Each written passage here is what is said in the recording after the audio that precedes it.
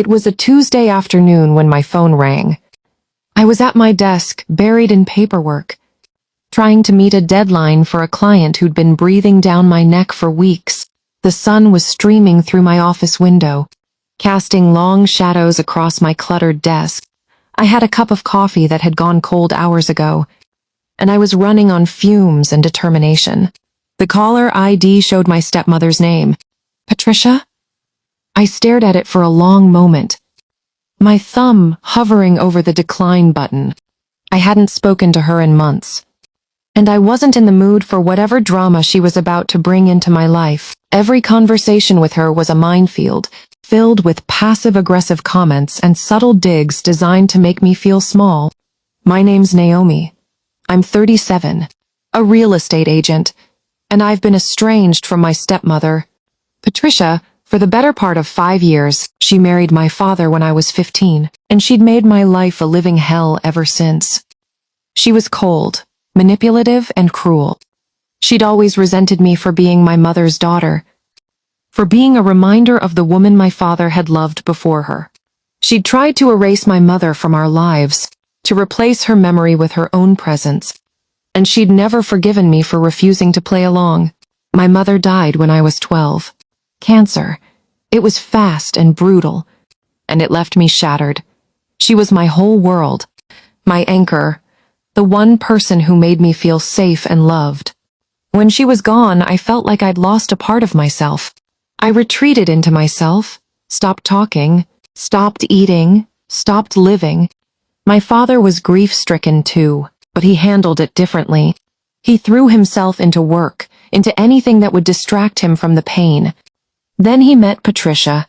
It was only 2 years after my mother died, and I was still raw, still grieving, still struggling to find my footing in a world that no longer made sense. I wasn't ready for a new person in our lives, especially not someone who seemed determined to take my mother's place. Patricia wasted no time in making it clear that I was an inconvenience in her new life. She'd criticize my clothes, my grades, my friends. She'd make snide comments about my mother, about how she was perfect and could do no wrong. She'd tell me I needed to move on, to get over it, to stop dwelling on the past. She'd try to erase my mother from our lives, replacing her photos with pictures of herself, donating her belongings without asking me, making it clear that I was no longer welcome in my own home. I'd moved out as soon as I turned 18. I'd packed my bags, taken what little I had, and never looked back. I'd built my own life, my own career, my own family. I'd married a good man named Marcus, had 2 beautiful kids, and built a successful career as a real estate agent. I'd done everything I could to put the past behind me. But Patricia had never stopped being a thorn in my side. She'd call me on holidays just to remind me that I wasn't part of the family anymore. She'd send me passive-aggressive emails about how I was missing out on important events. She'd spread rumors about me, telling people I was cold and ungrateful, that I'd abandoned my father when he needed me most. I'd learned to ignore her. I'd built walls around my heart, walls that kept her out and kept me safe. But that phone call broke through all of them. I took a deep breath and answered. "Naomi," she said, her voice dripping with false sweetness. "I'm so glad I caught you. I have some news that I think you'll want to hear." "What is it, Patricia?" I asked, my voice flat. "I'm busy. I know you've been thinking about your mother's jewelry, the pieces she left you, the ones that meant so much to her." My heart stopped. My mother's jewelry was the only thing I had left of her. She'd left me a beautiful collection of pieces in her will, a diamond necklace, a pair of pearl earrings, a ruby ring, and a vintage brooch that had been in her family for generations. I'd kept them in a safety deposit box. Too afraid to wear them, too afraid to lose them. They were the last tangible link I had to her, the only physical reminder of the woman who'd loved me unconditionally. "What about it?" I asked, my voice barely above a whisper. "Well, I've decided to sell them," Patricia said, her voice casual, like she was talking about the weather. "Your father and I are going on a cruise, and we need some extra spending money. And since those pieces were just sitting in a box, collecting dust. They're not yours to sell, I said, my voice rising. They're mine. They were left to me. You have no right to touch them. Actually, your father agreed. He said I could do whatever I wanted with them, and since he's the executor of the estate, legally I can do whatever I want.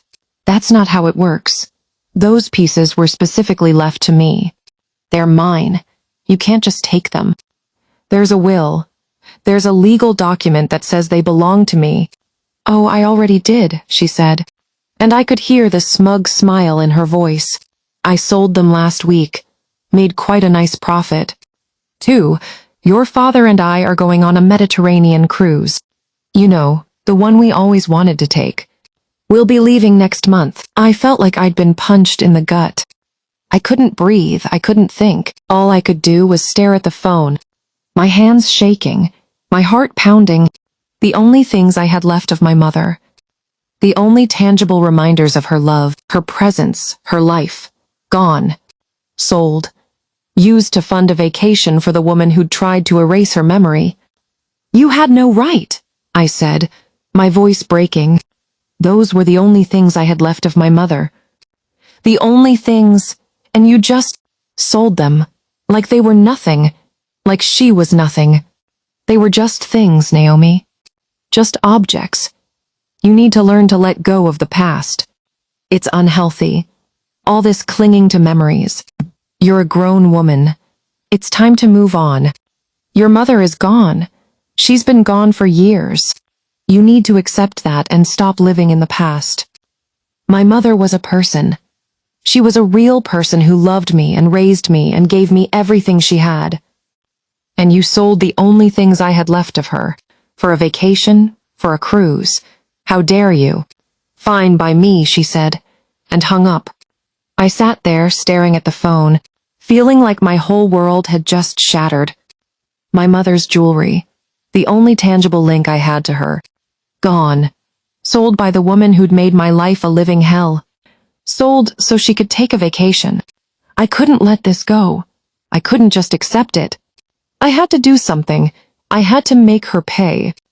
I spent the next few days in a haze of grief and rage. I couldn't eat. I couldn't sleep. All I could think about was Patricia. Her smug voice, her casual dismissal of everything that mattered to me. Every time I closed my eyes, I saw her face, heard her words, felt the sting of her betrayal. My husband Marcus was worried about me. He'd never seen me like this before. So consumed by anger and hurt. He tried to comfort me, to help me, to make me feel better. But nothing helped. The wound was too deep, the betrayal too complete. Naomi, you need to eat something, he said, placing a plate of food in front of me. You haven't had a proper meal in days. I'm not hungry, I said, pushing the plate away. I can't think about food right now. I can't think about anything except what she did. I know it hurts. I know you're angry. But you can't let her destroy you. That's what she wants. She wants to see you broken and defeated. You can't give her that satisfaction.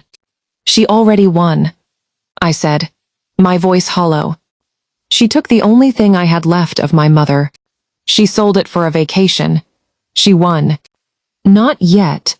She hasn't won yet. There has to be something we can do. Some way to fight back, some way to make her pay. That's when something clicked. A thought that made me sit up straight, that made my eyes narrow with determination. Patricia had sold my mother's jewelry. She'd taken something that was precious to me and sold it for her own gain. She'd shown that she had no respect for me, for my mother, for the law, but she'd also shown me her weakness. She'd shown me that she was greedy, that she'd do anything for money, that she didn't care who she hurt in the process. And that gave me an idea. I called a lawyer, a real estate lawyer named David, who'd helped me with several transactions over the years. He was sharp, experienced, and he knew his stuff. I told him everything, about Patricia, about the jewelry, about the will. He listened patiently, his face grim. Naomi, this is a clear violation of your mother's will, he said. Those pieces were specifically left to you. Patricia had no legal right to sell them. She's committed theft, and possibly fraud. Your father, as executor, should have protected those assets. Instead, he allowed them to be sold. That's a breach of his fiduciary duty. Can I get them back? I asked. Can I get my mother's jewelry back? Possibly, but it'll be complicated. The pieces have already been sold. We'd have to track down the buyers and try to recover them. It could take months or years. And there's no guarantee we'd succeed. The buyers may have already sold them again, or they may refuse to return them. What about Patricia? Can I press charges? Can I make her pay for what she's done? You could sue her. But it would be a civil case. You'd have to prove that she knowingly and intentionally violated the terms of the will. It's possible, but it would be a long, expensive process. And even if you win, there's no guarantee she'll be able to pay. She might not have the assets to cover a judgment. I sat there feeling hopeless. The jewelry was gone. Patricia had won. Again. But then I remembered something. Something that made my blood run cold. The house. The house that my father and Patricia lived in. The house that had once belonged to my grandparents. I told David about the house, about the clause in my grandparents' will, about the fact that my father had illegally added Patricia's name to the deed. David's eyes widened.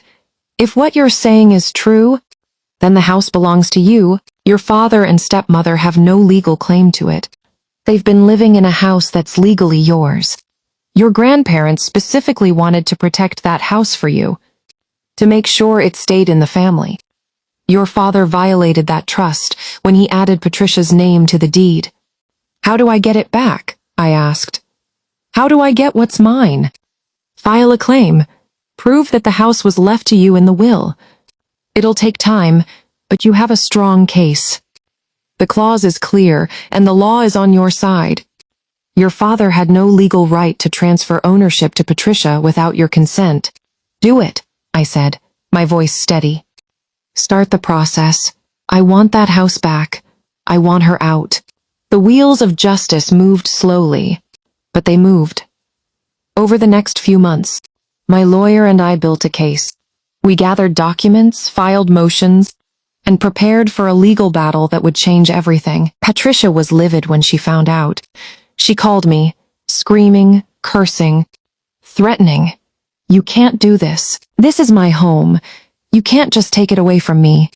I've lived here for years. I've made this house a home. You have no right. It's not your home, I said, my voice calm. It's mine. It's always been mine.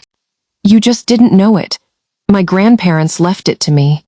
They wanted to protect it for me, and my father violated their trust when he added your name to the deed without my consent. Your father will never forgive you for this. He'll disown you. He'll never speak to you again. You'll be dead to him. He already doesn't speak to me. He chose you over me a long time ago. This is just the final straw. He made his choice, and now he has to live with the consequences. I'll fight this. I'll take you to court. I'll hire the best lawyers. I'll make sure you lose everything. Go ahead. I have the will. I have the paperwork. I have everything I need to prove that the house is mine. You have nothing. You sold my mother's jewelry, and now you're going to lose everything you have. She hung up on me. I sat back in my chair, feeling a sense of satisfaction I hadn't felt in years. She'd taken something precious from me. Now I was taking something precious from her. The court case was a long, grueling process. There were hearings, depositions, and endless paperwork. Patricia fought it every step of the way, hiring lawyers, filing motions, trying to delay the inevitable. But the law was on my side. The clause in my grandparents' will was clear, and the judge ruled in my favor. The house was mine, legally, officially, irrevocably mine. Patricia and my father had 30 days to vacate. They fought it, of course. They tried to appeal, tried to find loopholes, tried to find any way to hold on to the house. But the judge's ruling was final. They had to leave. I didn't watch them leave. I couldn't. Part of me wanted to see Patricia's face when she realized she'd lost everything. Part of me wanted to gloat, to rub it in, to make her feel the same pain she'd made me feel. But I didn't. I stayed away. I let the sheriff handle it. I let the process play out without my involvement. I heard through the grapevine that it was ugly. Patricia screamed and cried. My father tried to reason with the sheriff, tried to explain that there had been a mistake, tried to find some way to stay. But it was no use. The law was the law. They packed up their belongings in a rush, leaving behind furniture, photographs, and memories that they couldn't take with them. They moved into a small apartment on the other side of town, a far cry from the beautiful house they'd been living in. I heard that Patricia was miserable. She hated the apartment, hated the neighborhood, hated everything about her new life. She blamed me for everything. She told anyone who would listen that I was a monster, that I'd destroyed her life, that I was a terrible person. I didn't care. She'd sold my mother's jewelry. She'd destroyed something that was precious to me. She'd shown me exactly who she was, and now she was paying the price. I sold the house a few months after I took possession. I didn't need it. I'd never really wanted it. I just wanted to make Patricia pay. I wanted to take away something that mattered to her, just like she'd taken away something that mattered to me. The sale was quick. I made a decent profit, enough to pay off the rest of my debts, and put a down payment on a new home for my family. It felt good to put that chapter of my life behind me. I don't talk to my father anymore. He chose her over me, and I can't forgive him for that. I've accepted that he's not the man I thought he was, that he's never going to be the father I needed. He stood by while she sold my mother's jewelry. He didn't fight for me, didn't protect me, didn't stand up for what was right. He chose her over his own daughter. And I'm okay with that now. I've moved on. I've built a life that's mine. A life that doesn't depend on him or his approval. Patricia is still bitter. She still blames me for everything. She still tells anyone who will listen that I'm a monster, that I ruined her life, that I'm a terrible person. But I don't care. I know the truth. I know who she really is. And I know that I did what I had to do. I didn't ask for this. I didn't start this war, but I finished it. It took me a long time to heal from everything that happened. The loss of my mother, the betrayal of my stepmother, the estrangement from my father. It was a lot to carry, and sometimes I felt like the weight of it would crush me. But I also felt a sense of peace, a sense of closure. I'd done what I needed to do. I'd stood up for myself. I'd fought back, and I'd won. I started going to therapy. I needed to process everything, to make sense of the pain, to find a way to move forward. My therapist, a kind woman named Dr. Chen, helped me understand that my anger was valid, that my pain was real, that I wasn't crazy for feeling the way I did. I also started focusing on my family. My husband Marcus was my rock, my anchor, my safe place.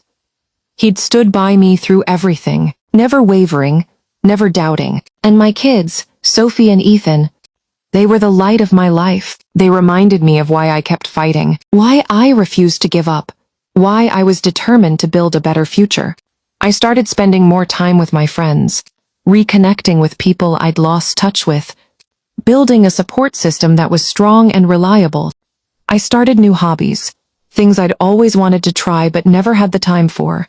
I started living again. And slowly, gradually, I started to heal. I'm not the same person I was before.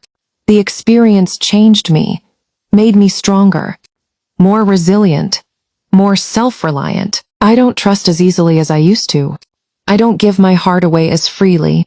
I'm more cautious, more guarded, more protective of my boundaries. But I'm also happier, because I know who I am. I know what I want, and I know that I don't need anyone else to complete me. A year after everything happened, I received a letter in the mail.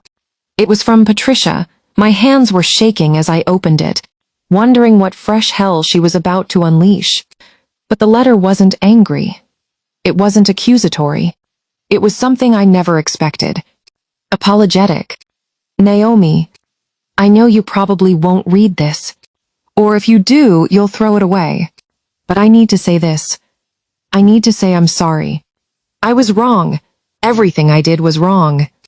Selling your mother's jewelry was cruel and thoughtless.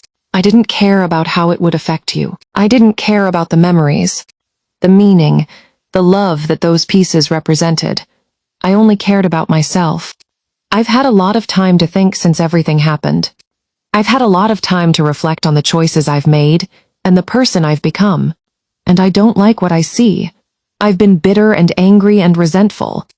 I've taken my insecurities out on you, and that wasn't fair. I know I can't take back what I did. I know I can't undo the pain I caused. But I want you to know that I'm sorry. I'm truly, deeply sorry. I hope you can forgive me. I hope you can find it in your heart to move past this. And I hope you can find peace. Patricia, I stared at the letter for a long time, my emotions swirling. Part of me wanted to crumple it up and throw it away. Part of me wanted to call her and scream at her. Part of me wanted to believe that she was sincere. In the end, I did none of those things. I just put the letter in a drawer and moved on with my life. I wasn't ready to forgive her. I wasn't sure I ever would be. But I also wasn't going to let her apology consume me. I'd spent too much of my life consumed by her, and I wasn't going to let her take any more of my time. So what's the lesson here? What's the takeaway from all of this? I think it's this: sometimes the only way to get justice is to take it. Sometimes the only way to make things right is to fight back. And sometimes the only way to heal is to do the hard thing. I could have let Patricia get away with it. I could have let her sell my mother's jewelry and walk away. I could have wallowed in my grief and let my anger consume me. But I didn't, because I knew that if I let her get away with it, she'd never stop. She'd keep taking, keep manipulating, keep destroying. And I couldn't let that happen. So I fought back. I took what was mine, and I made her pay. It wasn't easy. It wasn't pretty, but it was necessary. And in the end, it was worth it. If you're reading this and you're in a situation like the one I was in, I want you to know something. I want you to know that you're not alone. I want you to know that it's not your fault. And I want you to know that you have the strength to fight back. It's scary. I know it's scary. The thought of standing up to someone who's hurt you, of fighting for what's yours, of facing the consequences. It's terrifying. But I promise you it's better than staying silent. It's better than letting them win. It's better than being a victim for the rest of your life. You deserve better. You deserve respect. You deserve justice. You deserve to have your voice heard. And if you're not sure if you have the strength to fight back, remember this. You have survived everything life has thrown at you so far. Every heartbreak, every disappointment, every setback. You are still here, still standing, still fighting. And that means you are stronger than you know, braver than you feel, and capable of more than you can imagine. So take that step, make that decision, choose yourself, because you are worth it. You have always been worth it, and you always will be. Looking back on everything that happened, I don't regret any of it.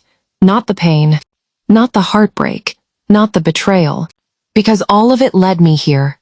All of it made me who I am today. A woman who knows her worth. A woman who refuses to be a victim. A woman who understands that sometimes the only way to get justice is to take it. And if I could go back and do it all over again, I would, exactly the same way. So thank you, Patricia. Thank you for showing me who you really were. Thank you for teaching me to be strong. Thank you for making me fight. I'm grateful for all of it. The good and the bad, the joy and the pain. Because it all led me here, to this moment, to this life, to this peace. And that's the greatest gift of all. Loved this story? Hit that subscribe button right now and turn on the bell icon so you never miss a video. I upload brand new stories every single day. Gripping, emotional, and packed with twists that'll keep you guessing until the very end. Don't forget to like this video if it gave you all the feels. Comment below, Have you ever had to fight for something that was rightfully yours? How did you handle it? I read every single comment. Share this story with someone who needs to hear it. Sometimes the best lessons come from other people's experiences. Got a story idea? Drop it in the comments. Your suggestion might just become the next video on this channel. Subscribe now and join our growing family of story lovers. New videos drop daily at 7 a.m. EST. Perfect to watch with your morning coffee. Trust me, you don't want to miss what's coming next. Until next time, stay strong, stay brave, and never let anyone make you feel like you're powerless. Because you have more power than you know, and you always have.